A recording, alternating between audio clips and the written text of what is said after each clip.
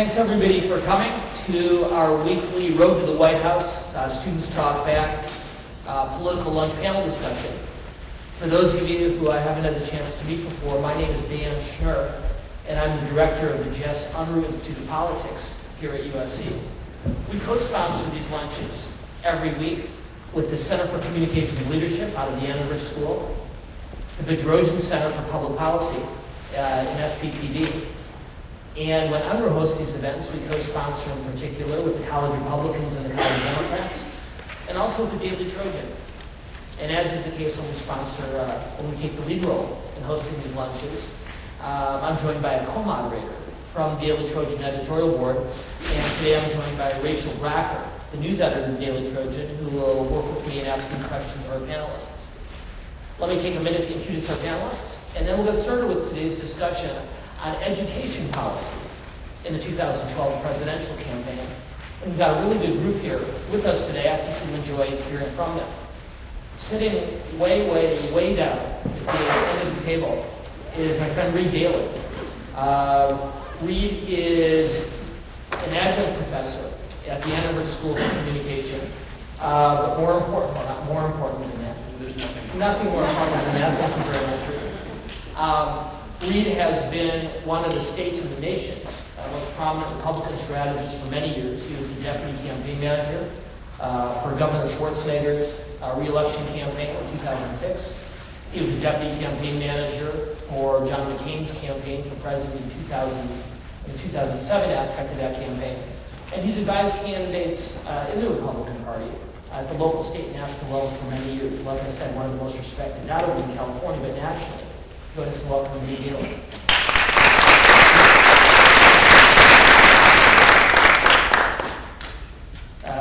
Skipping over just a second, and don't worry, Dennis, I'll come right back to you.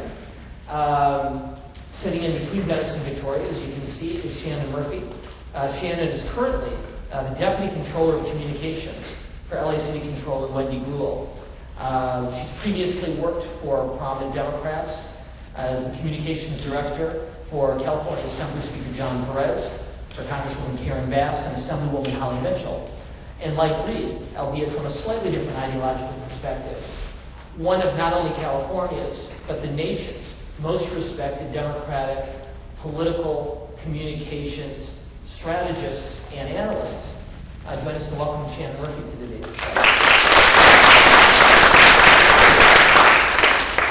We're also very lucky, as always, to have a couple of very smart and very astute student analysts. And as we do whenever we host these lunches, we bring in one representative from the College Republicans and one from the College Democrats.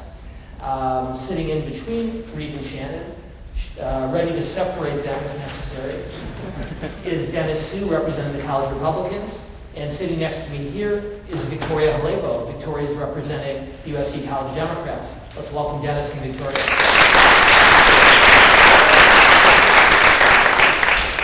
Now, unlike a lot of the things we talked about this semester, economic policy and foreign policy, national security, energy and environmental policy, education, as most of you know, is a less natural fit into a discussion of presidential politics because education policy has historically been primarily handled at the local and state level. But in recent years, both this president and his predecessor have moved to create a much more assertive role for the federal government in education reform, not in terms of direct edicts and commands, but rather in terms of trying to encourage states and local government to adopt reforms that they think will make public schools work that much more effectively. So today's discussion might seem at first glance like a less obvious one to be talking about in the context of the presidential campaign, but I think as you hear our panel go forward, you'll see that it is a valuable discussion to be had. The other somewhat unusual thing about this discussion is, unlike issues about taxes, or Iraq and Afghanistan, or about climate change, this is an issue that doesn't really necessarily always break down along party lines, with Democrats on one side and Republicans on the other. And that might be a good place to start this discussion, is by talking about the debate over education reform, not between one party and the other, but rather the discussion that goes on within both the Democratic and the Republican Party about the best way to affect improvements in our nation's public schools. So let's start with Shannon.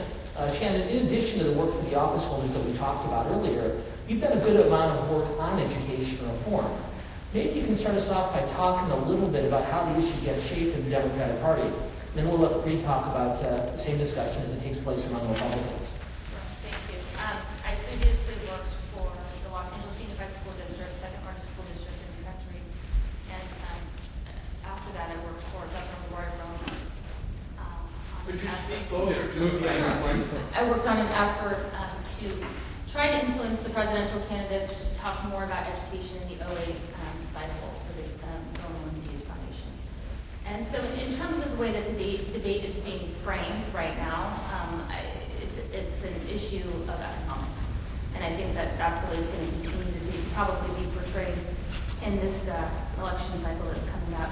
I think the thing, looking back on the 08 cycle, one of the things that we found was then Senator Barack Obama was actually willing to go out and talk about education reform in front of teachers' unions and other folks, unlike a way that most Democratic leaders in the country had not yet been willing to do. And so I think, though, if more things are out with the economy right now, the debate is going to continue to be based on the fact that 68% of our 8th graders can't read at grade level, and they're never going to catch up, and that ties directly back to our economy. At a time when we're trying to compete and have the GEs of the world be here in the United States and not move to Brazil and have their companies and a lot of their employees based in other parts of the world, we've got to ensure that we can have a competitive workforce, and that's the way I think the Democrats need to continue to think about education reform in this next cycle. And for you, how do you think that the education debate is framed within the Republican Party? What kind of differences are there? I mean, I think, the thing that's interesting to Dan's point about the fact that there's a federal place for education, there's a state and local. I mean, you think about George W. Bush, right? And he works with who? Ted Kennedy, of all people. Early, this is pre 9/11, right? So the world was a different place then. To pass No Child Left Behind. If George W. Bush had been standing on the stage last night, or sitting at the table, as it were, with those guys last night, he would have been attacked as the socialist sitting at the table for the idea that the federal government should come in and have some, testing regimen, that applies to everybody. This one-size-fits-all thing that nowadays, anyway, Republicans roundly criticize as being, again, we shouldn't nationalize anything, local control. And so I think it really depends on where you're sitting as a Republican. And let's go back to the field, the current field. I was at the debate in Orlando 2 weeks ago when the field went after Rick Perry for signing the DREAM Act in Texas. Now let me be clear about what the makeup of Texas is. Legislatively, it is the bizarro California. Okay? Everybody's a Republican except for the Latinos. Everybody. In both houses. Vast majorities in both houses. Rick Perry, not exactly what you would call, a lefty. It might have been an Al Gore guy at one time, but that's a long time ago, and they're both different people now. But think about that. The DREAM Act passed in Texas with vast majorities in both houses by Republicans. So it's one of those things where I think, from an education perspective, in Texas, I think there is an ethos. We were talking about this a little while ago, which is, Texas doesn't offer a lot in the way of social services. It doesn't do a lot for folks. That's just the way it is. It's sort of almost bred from its opening days, which is, if you want to come to Texas, great, pull yourself up by your bootstraps. I know it sounds like sort of a silly mantra, but there is a part that says, if you're willing to come here and you're willing to work hard, we want you to work hard because, frankly, you working hard is better for all of us than you not working hard. And I think that is probably the Republican ethos of Latino education and the DREAM Act that does not at all jive with the national Republican debate that's going on right now. I think that it was tough for Perry to stand up there and take those hits. I think it was also probably the best education and Latino answer any Republican candidate could give for the general election, and I think the rest of them are going to have to really explain themselves, whoever the nominee is, when the time comes. Well, Reed, thanks very much. And Shannon and Reed both, I think, did us a real service by pointing out how interrelated education policy is to other aspects of public policy, and we want to come back to that a little bit later. But let's start with this dynamic within the two parties. How Democrats can work out differences and how Republicans can on education policy as well. And Victoria, Shannon did, I think, a very good job of telling us at the broadest levels how a president like Barack Obama and a Secretary of Education like Arne Duncan can push more aggressively for some reforms than some members of the Democratic Party might be ready for. Let's hone in a little bit. There's a lot of different issues we can talk about here, whether it's student testing, whether it's teacher retention. But in particular, we watched the debate over charter schools. And again, the divisions that exist within both parties in this discussion. So maybe you can talk about this internal Democratic tension as it relates to that particular issue. Sure. Well, basically, you have two directions you can go. Either you can go with privatization, which is charter schools, or you can set at federal level, which is basically reform through federal programs in all the public schools that we already have. And the interesting thing is that Democrats are hugely divided on this, with President Obama tending to stick with more the localization. And he does, even though he has raised to the top, it does advocate for such programs as charter schools. Charter schools, there are great examples of charter schools, such as the Green Dot and KIPP, and they have massive, great results, such as, I think it's 90% of students will pass if they attend these programs, whereas in LAUSD it's only 26% pass with the A through G requirements that are required for all California schools. The problem with charter schools is that only 1 in 5 work, and it seems a little arbitrary as to why they do work. It's not a matter of funding, and it's not necessarily arbitrary, but it's definitely, there's so many factors that you can't replicate KIPP or Green Dot programs all across the nation. So the other side to the discussion is to reform public schools that are already here. And that's basically what the Democrats who are pro-union and don't want to mess with all the teachers' unions are advocating for. Because rather than going to charter schools, which maybe don't accept teachers who are in the union or don't require their teachers to be in the teachers' union. And it's also a matter of fairness to all the other students, because if they do go to charter schools, there's a lottery system, and if students who are turned away from the lottery system, perhaps they'll have to go back to their public schools. So it's a matter of basically reforming the schools that are already implemented or creating these new charter schools, and that's basically the divide in the Democratic Party. Yeah, Dennis, we're going to come to you in just one second, but what I'd like to do first, to go back to the point we were discussing earlier about how differences can exist even within the same party, is Victoria's given, I think, a pretty articulate viewpoint as to some of the skepticism that exists not only among Democrats but other voters toward the very rapid expansion of charter schools. On the other hand, Shannon, there's a lot of Democrats, including the president, who think this is a really good idea. Maybe you can address the other side of this issue for a second before we go on. Yeah. Well, I think the main thing about charter schools that we can't forget, in any school for that matter, is schools are great. You automatically can walk into a school and know the school is good, bad, or great. And that's because of the principal that you have in that school. And I think, there's a lot of Democrats here in California and throughout the country that are looking at models like affiliated charters and having thinner contracts with the teachers' unions to see if that makes sense. You have Rahm Emanuel, who in Chicago for the first time ever is working with not just charters, but which has been going on for some period of time, but actually having performance pay throughout the school district. First time ever, that longer school days, longer school years for the first time in Chicago.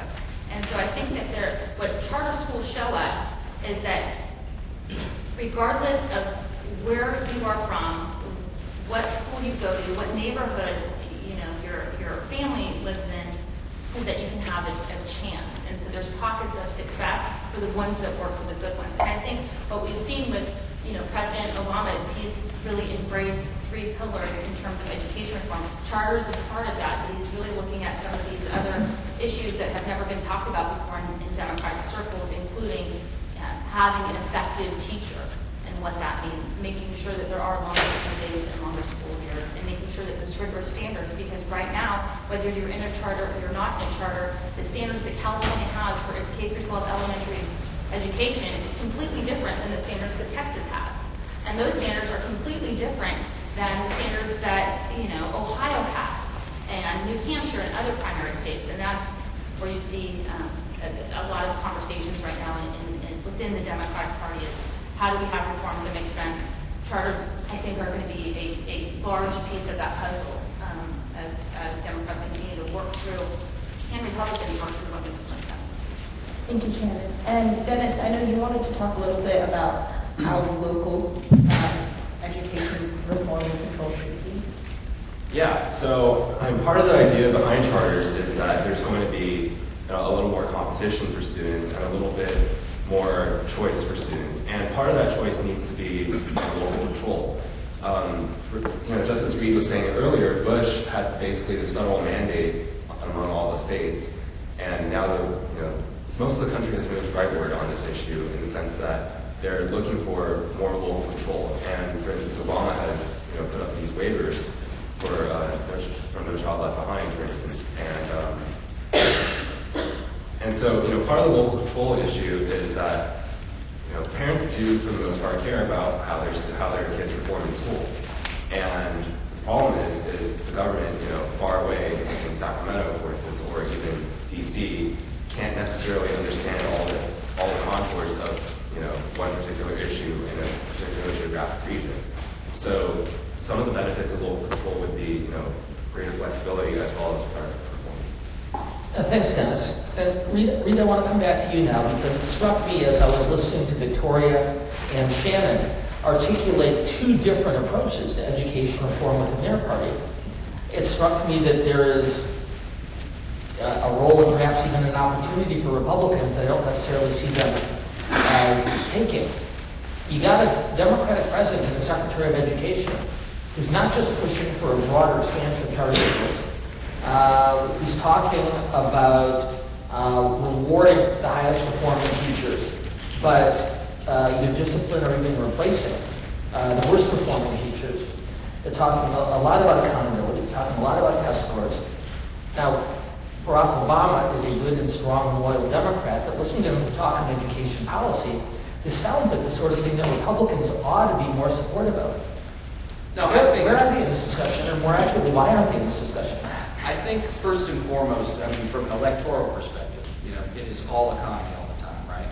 And it's a lot easier for a Republican candidate or a Republican candidate's campaign to go out and say, Barack Obama really screwed up the country. It might have been screwed up when he got it, but he really screwed it up. Okay, like our economy's in the tank, and everything he does is bad for it. And that makes Republican primary voters go, yeah, he's right, they're right, and we got to get rid of this guy. Okay, if you start talking about the minutia of public education, first of all, Republicans aren't good on it. I mean, how many different times do we have to hear one of them say, let's abolish the Department of Education? I mean, I used to live in Washington. I used to work there. Like, it's not a great building. I wouldn't want to work there. My guess is 99.99% of Americans don't even know where the Department of Education is or what it does on a daily basis. So the idea of abolishing it is sort of fantasy. Like, okay, great. Now what would we do otherwise? So, and then we come back to the accountability of local control. I think Republicans should be more proactive on this because I think they have a story to tell, and I think there's nothing wrong with, if your opponents are making good policy choices, there's nothing wrong with saying, hey, you know what, I like that policy choice, now I'm going to make it mine.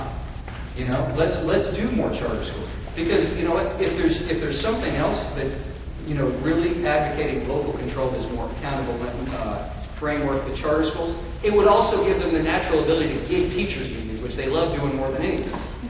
And give them a place to be like, look, even Barack Obama thinks this is a good idea. I'm sorry. Even Barack Obama thinks this is a good idea.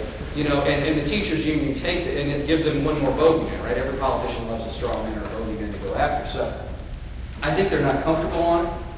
So is why you don't hear a lot about it. And again, I think that it should be more important. I'm not sure, again, as we are in a primary race here, frankly, how many voters, if you tested 100 voters in Iowa, how many of them would say that public education is at the top of their list? My guess is 81 or 82% would say it was the education, and then single digits for everything else. Well, thank you, Reed. And for future reference, please try not to hit the students. I got in trouble for that last year. That was a joke, by the way. And Shannon, you talked a little bit about this earlier, but I was wondering if you could expand on how education is tied to the economy. Sure. The facts are startling. We have, just here in Los Angeles alone, we have most 4th and 8th graders not proficient in reading. We have a situation where we are having our community colleges, come to some of the Democratic leaders just here within the state of California and saying, we're getting students for college who aren't prepared to read and write. And so it's very, very difficult, I think, for us to be able to think about how we can compete in a global economy when right now we don't really have an educated workforce. I would argue that India and China are eating our lunch right now on this issue. They have, twice the amount of students or triple the amount of students in high school or in K-12 education than we do. And they're coming out with students who spend about 2 million, I think when they're in high school, there's about 2 million minutes that you can spend on your K-12 education, and they're maximizing that. You don't see students in some parts of China and India having lots of extracurricular activities. They're going to school on Saturdays. And, accordingly, I think in the next 10 years, as we try to compete for global jobs in this 21st century economy, we're going to continue to have issues. Thank you. Can I just say one thing on that too? I think in addition to the economic aspect of it, which is huge, I believe an enormous sociological issue which is going to occur, which is how Shannon will know the numbers, I will not, but how many thousands of kids on an annual basis drop out of LAUSD? Where do they go? They go someplace. I don't know what it is they're doing all day, but eventually there's going to be enough of them where you're going to see something like Tahrir Square, or you're going to see more kids like the ones sitting down in Wall Street, because there is no opportunity for them. There is no way they can get a job, and so it may not happen tomorrow, it may not happen next year, it may not happen in 5 years, but sometime down the road we are going to have millions and millions and millions of young people in this country who are incapable and unable to get a job, and that would be very bad for all of us. So, just going off of read, there are studies have shown that there is a huge correlation between the number of prison inmates and the dropout rates in schools. But also, just going back to Shannon, there's a statistic that shows that by 2020, there's going to be 123 million jobs available, but there will only be 50 million qualified to fill them. And that definitely has to do with the fact that in such districts as LAUSD, students aren't graduating, they're not going to college. And even then there's dropping out of college. There's only 50% of students who go to CSU schools that will graduate within 6 years. Most of them drop out.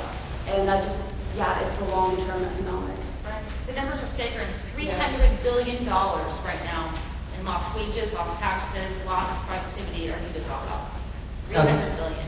Just As we take this discussion about the nexus between education and economic policy, this is played out in a lot of very unpredictable ways. We're seeing it in the presidential primary, Dennis, as Governor Perry of Texas talks about preparing to the best of his abilities an educated and well-prepared Texas workforce, and that gets into yet even other issues, doesn't it?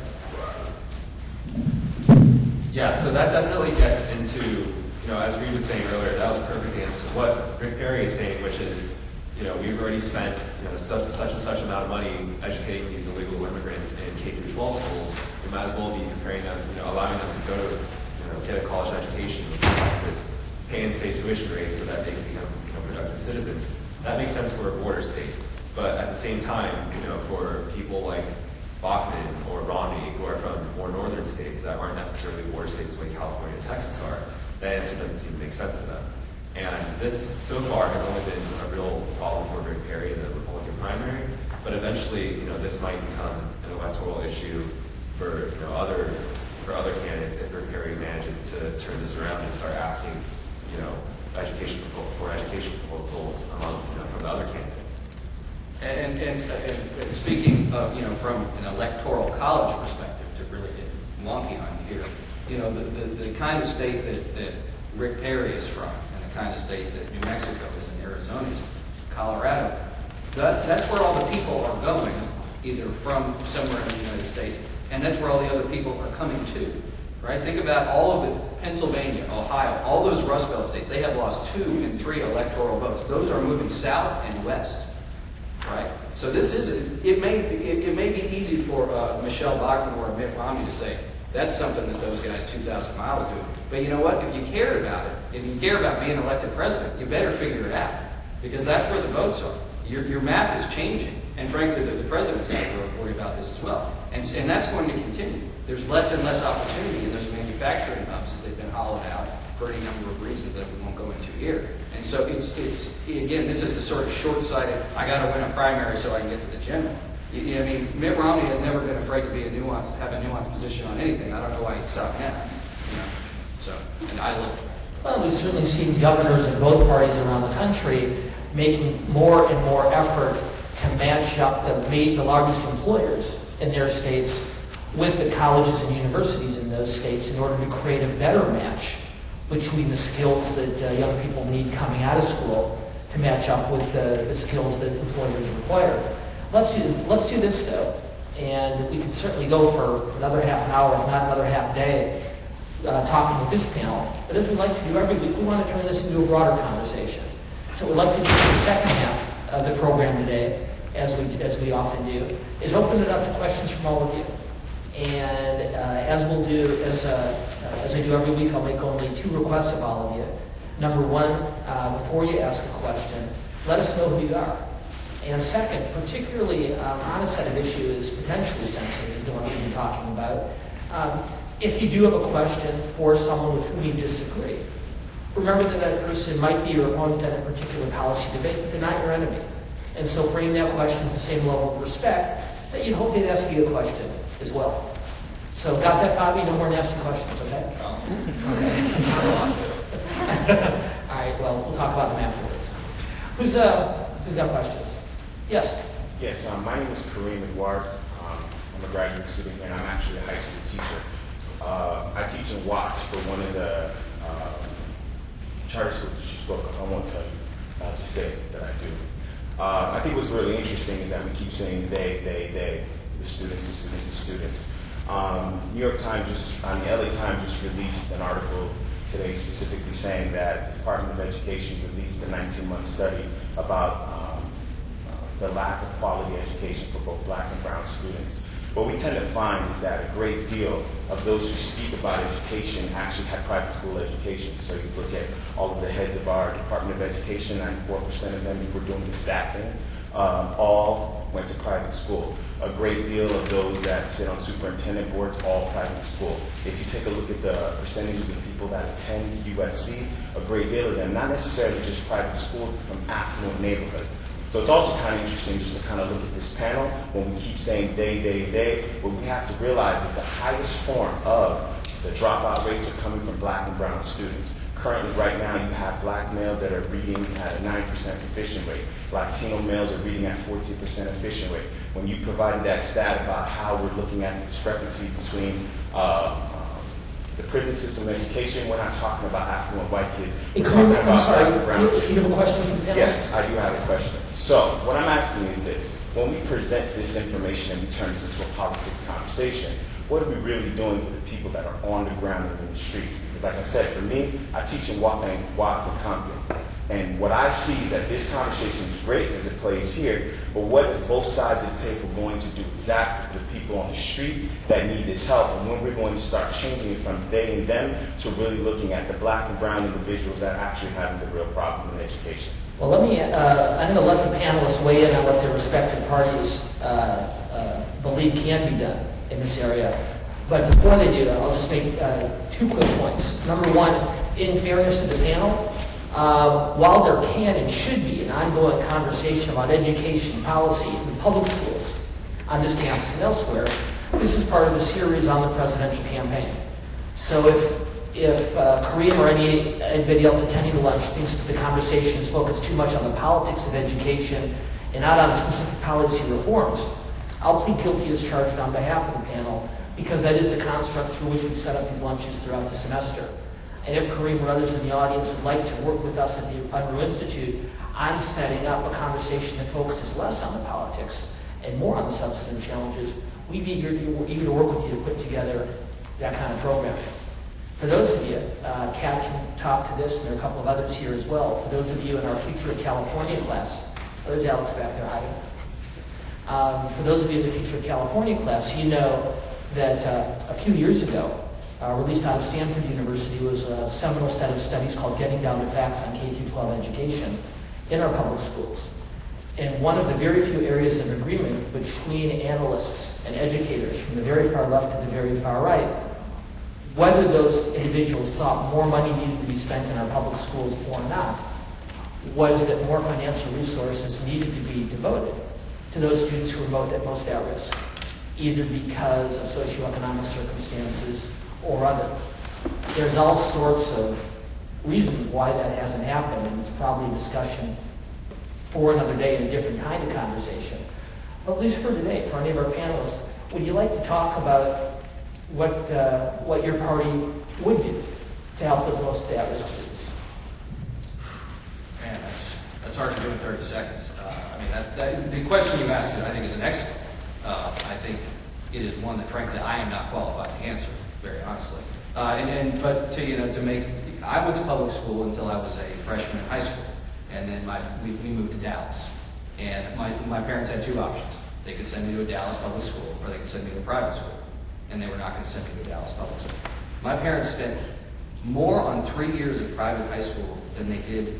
Let me just put it this way. They could have sent me to the University of Texas for 12 years for what they spent on 3 years of private school, because to them it was that important. Now, to your point, I'm not sure that anybody running for president today could answer your question in any remote amount of credibility. Because frankly, I don't think they know. I don't think, and I think this goes back to Dan's point about the localized issue. There are local issues where every country is different, every state is different, every school district, however many tens of thousands we have, is different. And I think there's a part of me as a Republican that says that one-size-fits-all thing is probably difficult, because how are you going to overlay a framework, on the Newport Mesa school district, that is an affluent white school district in Orange County, over LAUSD. I'm just not necessarily sure they work together. I'm not saying they couldn't, because I don't know for sure. I just think that is a question that will be hotly debated today and into the future, and one that I think is owed to you and to your students and to the folks that live in Watts and Compton. That is the longest non-answer you'll ever get. So something you said was really interesting. You were talking about Latino kids and how, it's a huge issue, especially in California, because 1 in every 4 kids can't speak English. And through Prop 227 1998, they cut out all the bilingual programs in California. So what are these kids supposed to do who are come here sometimes legally, sometimes legally? They're thrown into these classrooms and they can't even speak the language. And they have these 3-year immersion programs, but on studies show that it takes 13 years to be completely fluent in English. And it's a personal issue for me because English is my second language, and I'm also from Miami, which is predominantly, it has a huge population of Cubans, and I'm from a public school in Miami. So I definitely understand where it is that you're coming from, because it isn't fair based on your socioeconomic background and even your culture, where it is that you're coming from. But Obama has said that there needs to be an implementation of evaluation systems. I don't really know what that means, but it definitely is an issue that we need to talk about more. And again, to reiterate the point where we started, for anyone else who would like to participate in the organization of a discussion on K-12 public school education policy, either seek me out or seek out one of the other institute workers after the conclusion of today's event. And we're more than happy to do that, not so much in the context of a presidential campaign discussion, but in the context of public policy reform. Yes, Stephen Hubbard, SPPB and DPP program. I was wondering if any of you could point, I used to work in an NAA program in Glendale, and I was wondering if any of you could point to either a school system or a location in the country where they're actually having success handling the problems that we're talking about, where both Republicans and Democrats aren't necessarily using the issue occasionally as a club against the other person, in other words, it's not being used for political gain. They're actually working together to solve the problem. Are there any examples of that across the United States, anywhere? Well, let me offer you an answer and then offer a reframed question for the panelists. I think there's 2 good answers to your question, Steve. Number one, if you look at the Denver Unified School District, you've seen a relative armistice between the reform community in both parties and those who've been most resistant to reform, teachers unions and others, being able to find a way to work together, not to resolve every difference of opinion, but to be able to find some common ground and move forward on progress. The second point I'd make, and Victoria certainly pointed out, I think very articulately, the potential downsides of charter schools is while they do not have necessarily a geographic construct to them, which was the basis of your question, there's some evidence that some schools, freed of the administrative and bureaucratic constraints, can succeed to much higher levels. I like to say that some of the best schools in California are charter schools, and some of the worst schools in California are charter schools, and that's the way it's supposed to work. And when you find a school that succeeds because it's been freed to some degree from the education code, you learn from what they do and you duplicate it.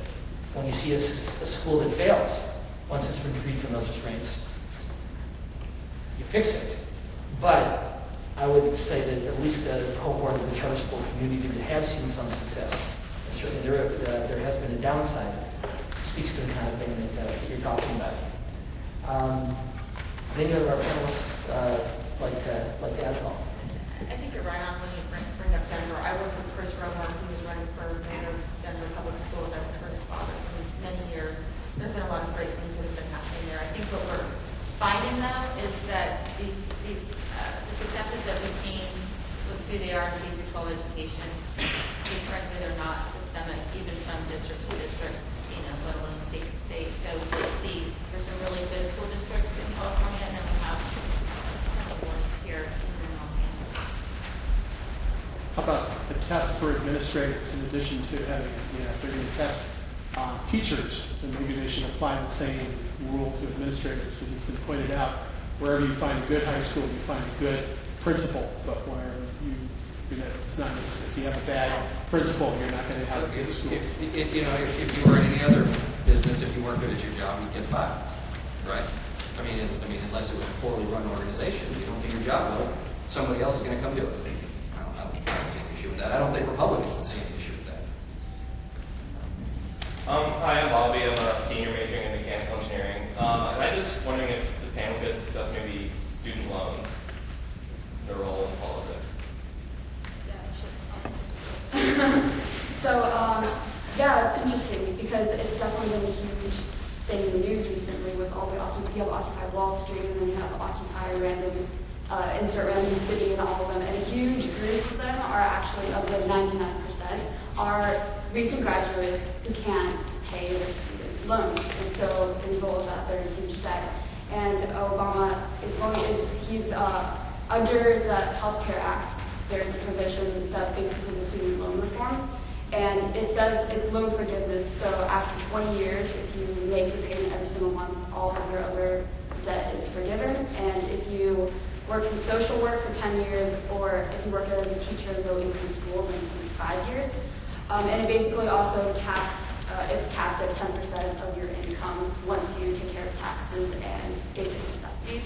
And it's interesting that that's not really brought up so much in the news. And relating it back to the election, every single Republican candidate has said their first day of office they're going to repeal Obamacare.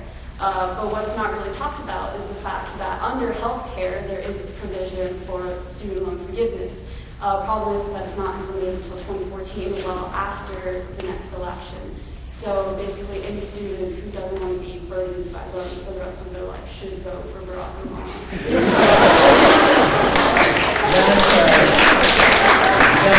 Dennis and/or Reed, as I've heard, what we've heard from the Republican candidates is that the most effective way of giving graduated students the ability to pay back their loan is to grow the economy, to provide more job opportunities to them. Maybe you can talk a little bit more on the flip side of the issue. Yeah, it'd be great if you could pay back your loan and you had a job and all that, but if you don't, what are you going to do? I think there's a larger issue, probably one that many of you have experienced, and there are far smarter people than me on the issue, is not just a matter of what your loan is, but just the explosion in the cost of education. I mean, everything is exploding in cost, be it healthcare, education, or whatever. So I think there's probably some worthy study to figure out how the hell college education costs so much. I mean, when I went to the University of Texas in the mid-'90s, it was $2,500 a semester. Okay, I mean that's a steal for a flagship university in the state the size of Texas. It's now like $6,000 a semester. Like, so have costs escalated? Is it that much more expensive for a undergraduate in Texas to go to school now? I don't know, and I don't know why. So I mean, I think it's got to be a parallel track, which is what are the terms of a loan, right? If it's 30 years or whatever. I mean, obviously, you're going to get into default issues. If someone can't pay their loan, they can't pay for anything else. They're not going to pay their loan back. I mean, that is the reality of that situation. The secondary part of that is how do you rein in the cost of an education system that is still, I think, the best in the world and can continue to be, but can't bankrupt the students that's trying to educate. I'd like to add on really quickly to that. That's probably a big reason why the economy is such a big focus right now in the Republican primary. You have, last night, for instance, with Herman Cain's discussion of the 999 plan, his tax proposal for an income tax, 9% income tax, 9% corporate tax, 9% national sales tax. Part of the reason for such a focus on economic issues is because of things like students not being able to pay back their loans. So, at the end of the day, this basically becomes an economic issue and not just really about education. Other questions? My name is Alex. I'm a freshman here at SC, and I know it was briefly touched upon. I know merit-based pay is something that's contentious now, and I was just wondering if each of you guys could elaborate on what their respective party thinks about that. Shannon, I know that this is an issue that you've done some work on, and it is one that really does cause divisions in both parties.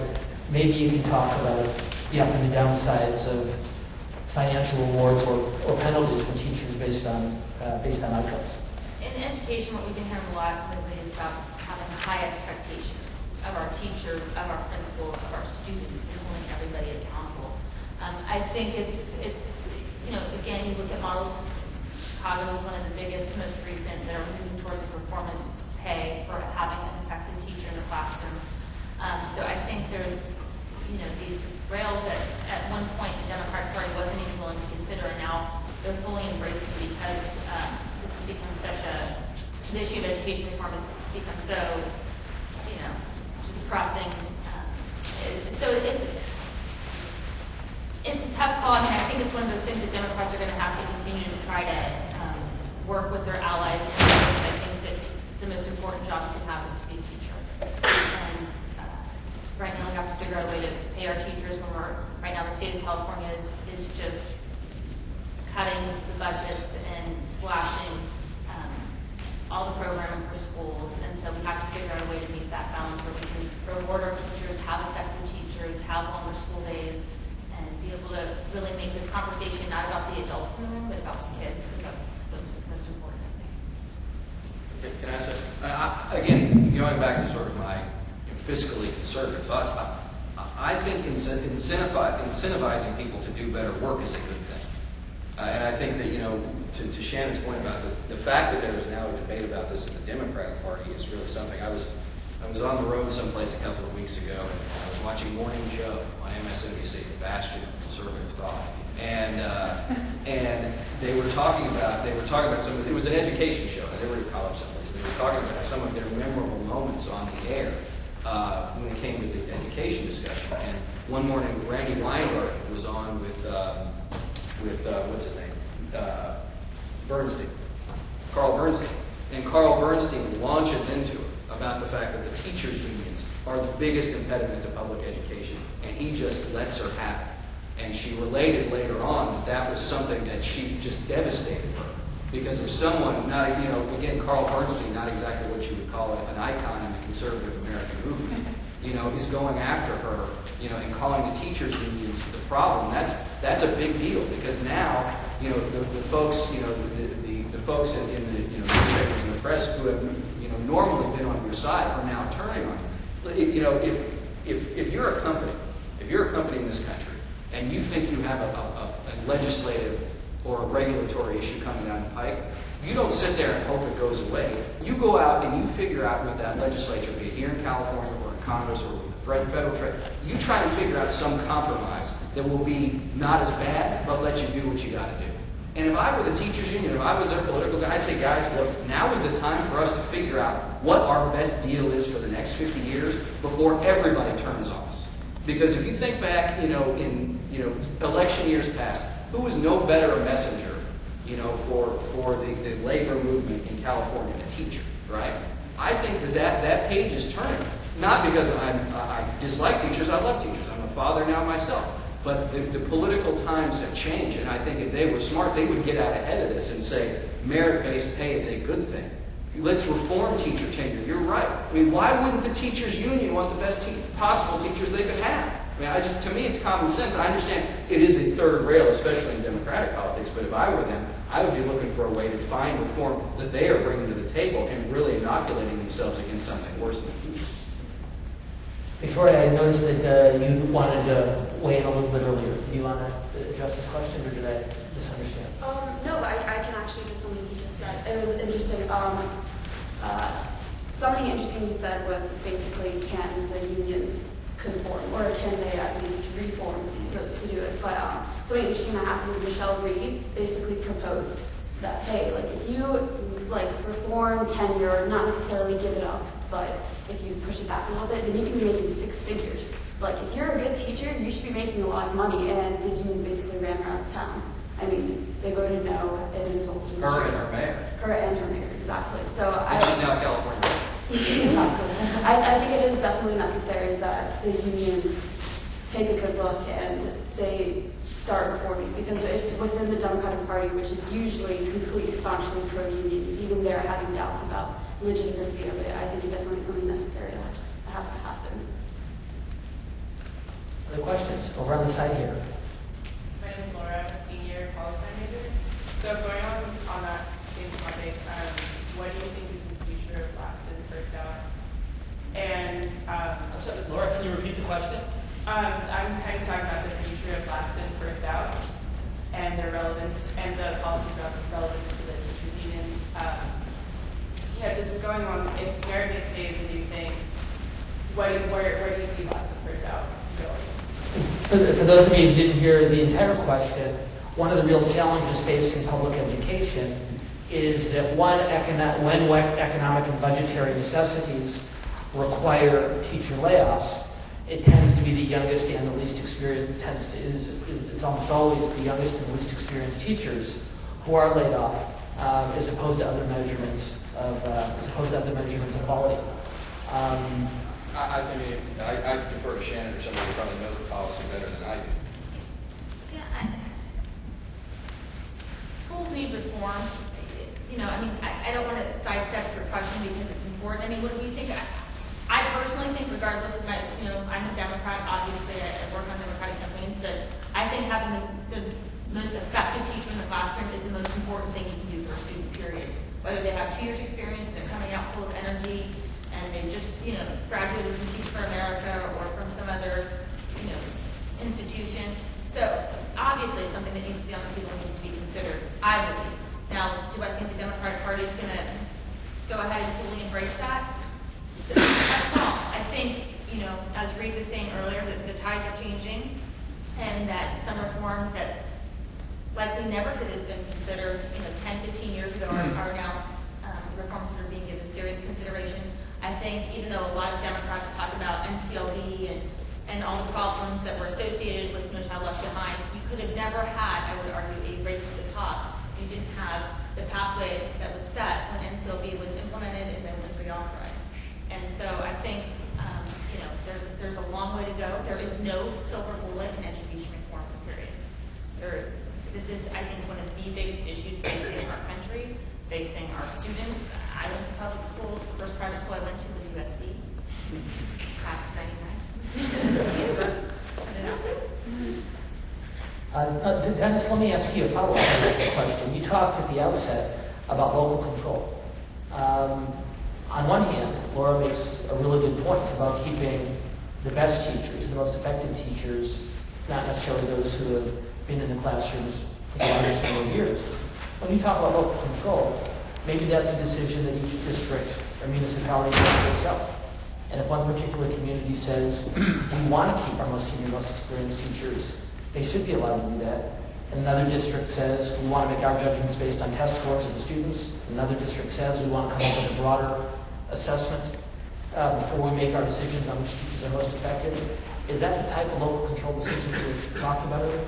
Yeah, and part of that local control, the reason that this idea is being blocked, and first, the youngest teachers being fired first is partly because of the choices of union leadership. Within the union, there are votes for these things, and senior teachers, senior members of the union do have a little more control, and that's part of the big impediment. Now, Republicans, as a whole, tend to be a little more anti-union than Democrats, but I think the general direction is, most people are starting to agree that unions do need to change, and whether unions decide to survive and go along with these changes, or whether they get completely broken down, it's completely up to them. And this is one of those issues where, this is one of those flashpoint issues where unions are definitely getting a lot of blame for it. And I would say that, this is, I'll take the opposite tack of bashing the union. And about half this country, a little less than half this country, are right to work laws. These teachers don't have, collective bargaining, rights or agreements. They can be fired at any time. Some of the schools aren't any better. I would make an argument that a lot of them are worse. So yeah, the union in the places that they dominate, and when they dominate, they do. Certainly need to take a hard look at this stuff, because again, better to be the agent of change and reform and success than be a vestige of the past and trying to figure out what happened to you because you weren't savvy enough to realize that there was a turning tide. And rather than being someone who wanted to be at the forefront of helping children get a better education, you were the ones who were deciding it was a very small group. I mean, I was talking to Shannon and I share a friend, Glenn, who knows this better than I will ever know if I lived a million years. Something like 10% of teachers turn out for union elections. So if teachers want to change, they very well could have it. So there's like everybody else should vote more, teachers should vote more too if they truly believe it. So don't underestimate that. And if I could just make an overall point just about politics and education, one of the points that resonated with me most recently was when I sat down with Superintendent John. And as I'm sitting with the superintendent, we were talking about education reform, and he said, Shannon, there's a lot of politicians in this town, people who are running for office, and they come in and they have all these ideas about how you should reform LAUSD. And he said, I would never presume, if one of my schools is on fire, to tell the fire chief how many battalions you should deploy, how long your hose should be, how much water you should use on the fire. It's the best thing that I think I need as a superintendent of the second largest school district in the nation is to have politicians who will help keep me accountable, hold my feet to the fire, call the balls and strikes like they see them, but also give me the room because I've been in large, diverse school districts throughout the country to let me do my job. And so as we're talking about what should be done at the federal level, what should be done at the state level, what should be done at the local level, I just wanted to share that because it really resonated. And I think that, some people who are working in education reform, it's an uphill battle. There's no silver bullets, but some good people are trying to do that. I think that's an ideal note. Unfortunately, we're a few minutes before 1 o'clock, and so I apologize for those of you who didn't have a chance to weigh in with questions. But a couple of announcements before we thank our panel and our organizers. First of all, next week's Road to the White House lunch, Annenberg Center for Communications, Leadership, and Policy will host Senior Fellow and Presidential Biographer Richard Reeves, who has authored biographies of Ronald Reagan, Richard Nixon, and John F. Kennedy. And Mr. Reeves will discuss the 2012 presidential election in comparison to other past presidential campaigns that took place during times of economic crisis at noon here in the forum. Also, just as a reminder, for anyone who might be interested in an internship in politics or government or public policy, either this upcoming spring or the summer session, attend our political internship information session next Thursday, a week from tomorrow, on October 20th at 6 p.m. back here in the forum. And you'll be able to hear more about opportunities for internships here in Los Angeles, in Sacramento, in state government and politics, and in Washington, D.C., in national government and politics, as well as scholarship and financial reward opportunities for students who might not be able to afford those internships on their own. But let's take a minute first, though, to thank our panelists.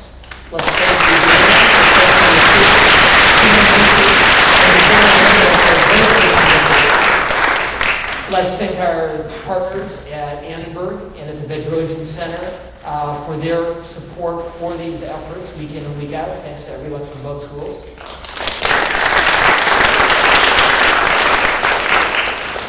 And thanks to Twee, to Kirsten, to Rosalind, and to the student workers at the Unruh Institute for the work they do in pulling these things off so well every Wednesday. So guys, thank you very much. And finally, thanks to our partners at the Daily Trojan, and this week to Rachel Bracker, the news editor, for joining us and helping us frame these conversations.